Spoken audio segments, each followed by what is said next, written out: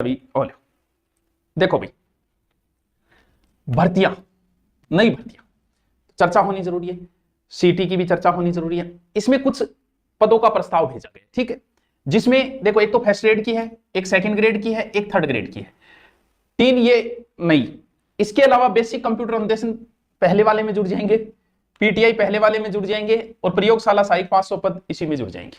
लगभग यही होगा, नई ये नहीं आएगी, ठीक है, लगभग मान के चलो कि इसी में जुड़ जाएंगे। सिर्फ 3 भर्तियां नहीं आएगी। व्याख्याता 730, ठीक है, इसके तुरंत बाद आ गई, ठीक है, जो लगे हुए हैं बच्चे जो तैयारी कर रहे हैं वो ठीक है, विपद तो इतनी पहले आई, इतनी। सेकंड ग्रेड के लगभग 4000, ये भी नहीं हो जाएंगे। सर थर्ड ग्रेड के ओनली 2000, नहीं, डीपीसी होने के बाद ये कम से कम 20 से 25 के की भर्ती आएगी। सर मैं आपकी क्लास यूट्यूब पे देखती हूँ, तो बड़ी खुशी की बात है। पार्थ क्या बताया मैंने आपको, रीट की भर्ती आएगी। सर रीट कब तक होगी, इस साल में हो जाएगी, इस साल के अंत तक हो सकती है। ये तीनों भर्तियां नेक्स्ट ईयर ही कंप्लीट होगी, अगले साल ही कंप्लीट होगी। फर्स्ट ग्रेड भर्ती, सेकंड ग्रेड भर्ती और थर्ड ग्रेड भर्ती। हाँ ये जो है ये पहले वाले में जुड़ जाएंगे, आपको बताएं। तो जो भी बीएड किए में है उन बच्चों को वो बात है कि तैयारी के लगे रहो। अगर आप रीट की कर रहे हो तो रीट की ये 2000 मत देख लेना, डीपीसी होने के बाद 20 से 25 हजार पोस्ट आएगी, 2000 नहीं आएगी। अगर आप इनको देख के डिमोटिव हो तो कतई जरूरत नहीं है डिमोटिव होने की, इनको देखिए बहुत बड़ी पोस्ट आएगी। और रीट प्री होगा, फिर मेन होगा। ये बात है कि अगली साल भर्ती अंत तक कंप्लीट हो पाएगी, संपूर्ण भर्ती। ऊंट के मुंह में जीरा। देखो सेकंड ग्रेड की तो लगभग इतनी सी ही पोस्टें आती है, ठीक है, यो के बजो है। सेकंड ग्रेड को तो लगभग इतनी सी आई करे, ठीक है, 4000, 5000, 6000।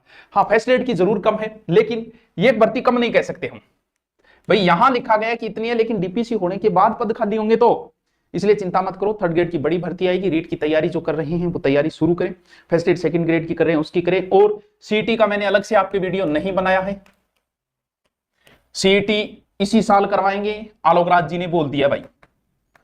अब अंकल जी बोल दिए तो बोल दिए भाई।